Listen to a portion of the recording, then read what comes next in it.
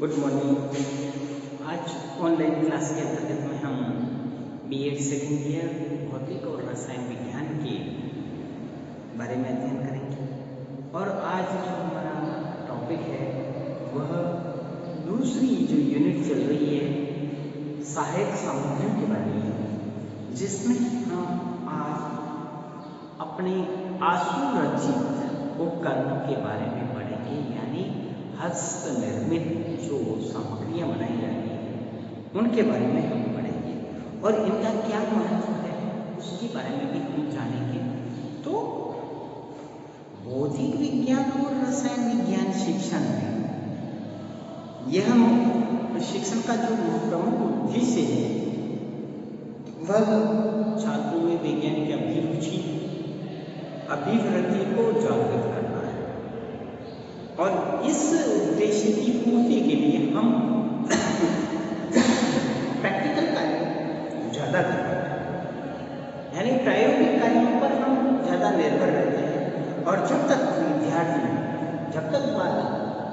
प्रयोगशाला में जाके प्रयोग नहीं करता है या प्रयोगात्मक अनुभव प्राप्त नहीं करता है, तब तक उसको नियम, तथ्यों और सिद्धांतों के व्यवहारिक ज्ञान की प्राप्ति होना असंभव है।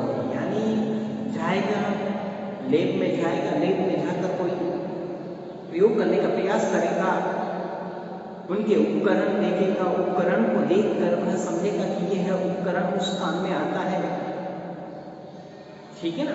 तो यदि लैब में जाएगा तो वह उपकरणों के बारे में जानकारी प्राप्त नहीं करेगा, उसको व्यवहारिक ज्ञान कहाँ से होगा जब लैब में जाएगा। और उसकी क्या समस्याएं आती हैं, लैब में गया, यह का प्रयोग करने में उसको किन कठिनाइयों का सामना करना पड़ा, जब लैब में जाएगा तभी पता चलेगा। इसके साथ में छात्र अपनी रुचि एवं योग्यता के आधार पर सैद्धांतिक ज्ञान तो प्राप्त कर सकता है, किताब में पढ़ लूँगा, रट लूँगा और परीक्षा में 80% 90% नंबर ले आऊँगा। लेकिन जब प्रैक्टिकल का नंबर आएगा, क्योंकि मैंने प्रैक्टिकल किया नहीं है, तब मुझे किसी उपकरण के निर्माण के बारे में या प्रयोग के बारे में पूछा जाएगा या उसके प्रकार के बारे में पूछा जाएगा तो मैं उसका कोई आंसर नहीं दे सकता। इसलिए आप जब लैब में जाएंगे, उपकरण के निर्माण, उसके प्रयोग और उसके सुधार के बारे में आप ज्ञान प्राप्त कर सकते हैं। इस प्रकार हम अब देखिए लैब में बहुत सारे महंगे उपकरण होते हैं, लेकिन हम साधारणतः और कम लागत वाली सामग्री का इस्तेमाल करके अपन खुद उस उपकरणों का निर्माण कर सकते हैं, उन नियमों का प्रदर्शन कर सकते हैं। नियमों के आधार पर, सिद्धांत के आधार पर हम उन सामग्री और उपकरण को बना सकते हैं। और विज्ञान का सबसे प्रमुख उद्देश्य ये होता है कि बच्चा अपने उपकरणों का निर्माण करे। उसको जो पहले दे रखा है, साइकिल पहले भी आती थी, आज भी आती है और आगे भी आती रहेगी, लेकिन साइकिल का स्वरूप बदलता रहता है, तो आप उसमें चेंजेबल कर सकते हैं, ठीक है ना। तो ये सारी अब आपने देखा होगा कि अभी कोविड-19 के कारण इस प्रकार की समस्या आ गई कि अब आप जिसको घूमने का शौक है वो घूम नहीं सकता है। तो आपने देखा होगा कि अभी न्यूज़ में बहुत चला था कि एक महिला ने अपने घर पे रहते हुए एक साइकिल से आटा चक्की तैयार की है। अब उस आटा चक्की से ये उसका फायदा हो गया कि आप घर पे रह के व्यायाम करते जाइए और 1 घंटे में लगभग 2 किलो आटा तैयार हो जाता है। तो आपका व्यायाम का व्यायाम हो गया और आपका काम का काम हो गया। और फिर आप घूमने का वैसे ही प्रैक्टिस करते हैं और घूमने के साथ साथ में वह आटा चक्की आपकी साइकिल चलाने से उसने उस मशीन को उससे कनेक्ट कर दिया, जिससे आप जैसे साइकिल चलाएंगे वैसे वैसे आटा चक्की चलेगी और वह आटा तैयार हो जाएगा। तो इस प्रकार से नए उपकरणों का निर्माण यदि हम अपने योग्यता के आधार पर करते हैं तो हम उस ज्ञान को प्रेषित करने में, बताने में बहुत अच्छा लगता है और यह व्यवहारिक रूप से बड़ा अच्छा लगता है। चाहे न्यूटन हो, फेराडे हो या अन्य वैज्ञानिक हो, मेंडल हो, ठीक है, इन सब ने कई प्रयोग किए। प्रयोगों में उनको सफलता भी मिली और असफलता भी मिली। असफलता ही सफलता की कुंजी है। तो जब उनको पहली बार असफलता मिली तब उन्होंने उस पर विचार किया है कि मेरी असफलता का कारण क्या है। और जब उन्होंने असफलता का कारण जाना और समझा तो उन्होंने फिर उसमें सुधार करके उस नियम में, उस प्रयोग में उन तथ्यों को, उन विचारों को, उन प्रयोग को जोड़ा, जिससे आज उनकी सफलता को हम प्रणाम करते हैं और उनके द्वारा बताए गए नियमों, सिद्धांतों को हम अध्ययन करते हैं। ठीक है ना। तो कार्य वर्क बेंच। अब देखिए, हम कॉलेज में जाते हैं, ठीक है ना, आपका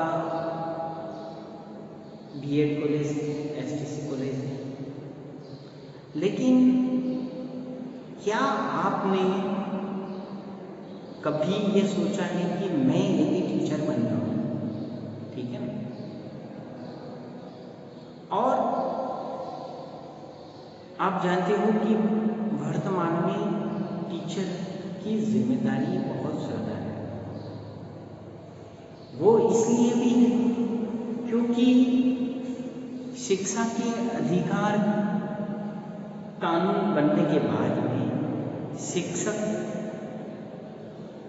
की जिम्मेदारी और ज़्यादा बढ़ जाती है, क्योंकि आप बच्चे को बिना डांटे डपटे, बिना मारे, बिना प्रताड़ित किए आपको पढ़ाना भी अनिवार्य है।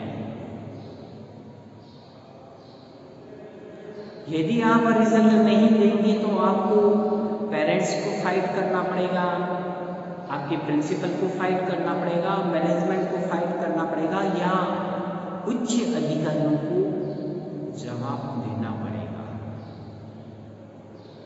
पहला कार्य हमारा शिक्षा देना है, तो हमें किसी भी प्रकार से उसको शिक्षा देना है।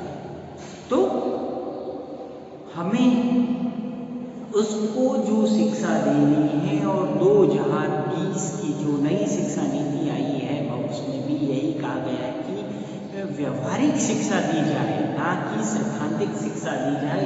बच्चा यहाँ से निकलने के बाद में इतना कर सके कि वह अपनी आजीविका कमा सके।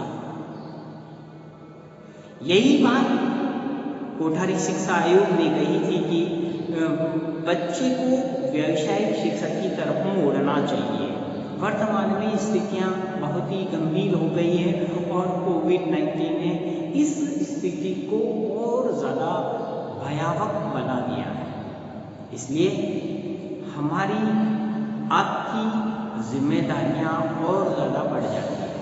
तो हमें हमारे विद्यालय में काम आने वाले जो दैनिक यूज के काम हैं, अब देखो, काम में कभी शर्म और भेदभाव नहीं करना चाहिए। आप किसी विद्यालय में लगेंगे तो वहाँ पियोन होगा नहीं, आपकी गवर्नमेंट जॉब लग गई, आपको एक ऐसा स्कूल मिला जहाँ 3 का स्टाफ है, जिसमें एक प्रिंसिपल है, ठीक है ना, और एक आपसे सीनियर है और आप नए जा रहे हैं, क्योंकि आपकी जब भी पोस्टिंग हुई और दो साल का प्रोबेशन पीरियड है, तो आप उसके लिए तो आपको अपनी मेंटेलिटी हर छोटे काम से लेके बड़े काम तक करना है, क्योंकि पियोन नहीं होता है, ठीक है, आपका क्लासरूम गंदा है, ठीक है, ये भी झाड़ू नहीं है, झाड़ू बनाया, बच्चों से सफाई करवा दी, ये झाड़ू बनाना एक काम किया, ठीक है ना। फिर क्लासरूम को व्यवस्थित किस प्रकार रखना है, ये दूसरा काम हो गया कि बच्चे आपसे सीखेंगे कि पहले कैसे क्लासरूम थी और इन सब के आने के बाद में क्लासरूम में बैठने की व्यवस्था किस प्रकार की। एक छोटे छोटे से काम से आप यदि शुरुआत करोगे तो आपको बहुत ही अच्छा लगेगा, ठीक है। इसके बाद में आपने देखा शाम पर ठीक है, लेकिन नोटिस बोर्ड नहीं है, तो आपने नोटिस बोर्ड बनाने के लिए आपने पहल की और आपने वहाँ पे नोटिस बोर्ड लगाया और उस पर सूचना लिखना प्रारंभ कर दिया, जिससे और अधिक बच्चे प्रभावित हुए। इस प्रकार छोटे छोटे यदि कार्य करोगे जो अनयूज है, आप गए स्टोर में गए, देखा एक गद्दा बड़ा है जो किसी काम का नहीं है, तो आपने उसका यूज नोटिस बोर्ड के लिए कर दिया। यही तो शिक्षक बालक को सिखाना चाहता है। तो हमें जैसे अपन कोई काम करते हैं, ठीक है ना, मुझे दीवार पे एक कील लगानी है, ठीक है ना, मेरे पास में हथौड़ा नहीं है, तो मैं क्या करूँगा, वहाँ से पत्थर उठाया और उसको लगाने की कोशिश करूँगा। ये हथौड़ा ना होना और उस पत्थर से लगाना, यह है एक व्यवहारिक ज्ञान है कि हथौड़े की जगह ये पत्थर भी इस क्रिया को काम को कर सकती है। तो हमें विद्यार्थियों को ऐसी शिक्षा देनी चाहिए जिससे वह घर के सामान्य कार्य कर सके। अब छोटा सा उदाहरण देता हूँ, घर में फ्यूज हो जाता है, लाइट फ्यूज हो गई, हम फोन उठाते हैं और इलेक्ट्रिसिटी वाले को फोन करते हैं कि भाई हमारे घर की लाइट नहीं आ रही है।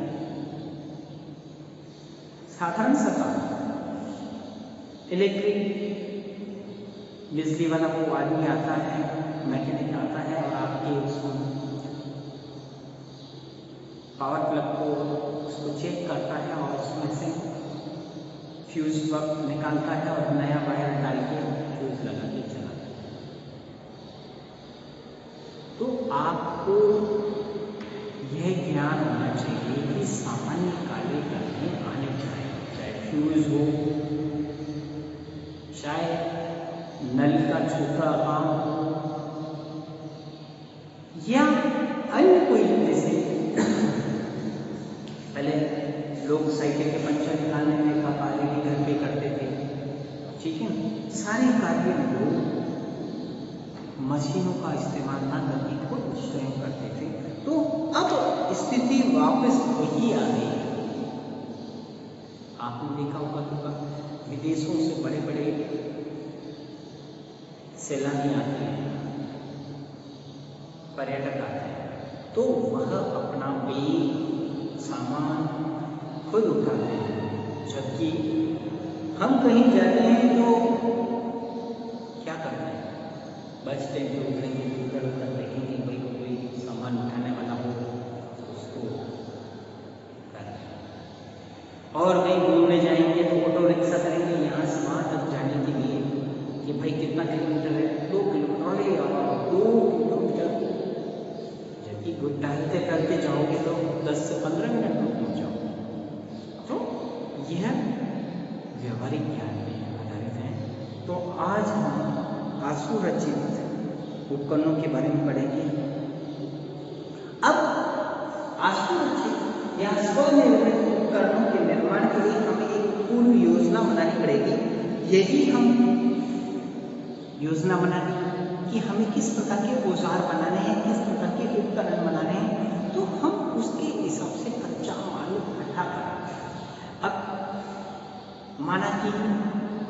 हमने आपको कह दिया कि भाई चलो आपको पौधे लगाने हैं और गमलों में लगाने हैं, तो अब हमें किसकी आवश्यकता होगी?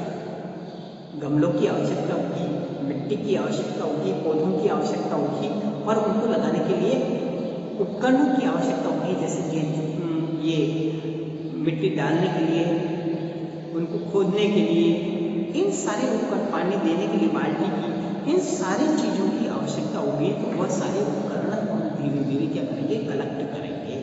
ये सारी चीज़ें योजना के अनुसार हम कर सकते हैं। फिर अब यदि हमने इस प्रकार के लकड़ी के उपकरण बना रहे हैं तो उसमें लकड़ी, कीलों, टेप, बॉल, फेविकोल आदि का इस्तेमाल इन सारी चीज़ों को करना है। इसके अलावा उपकरण में प्रयुक्त धातु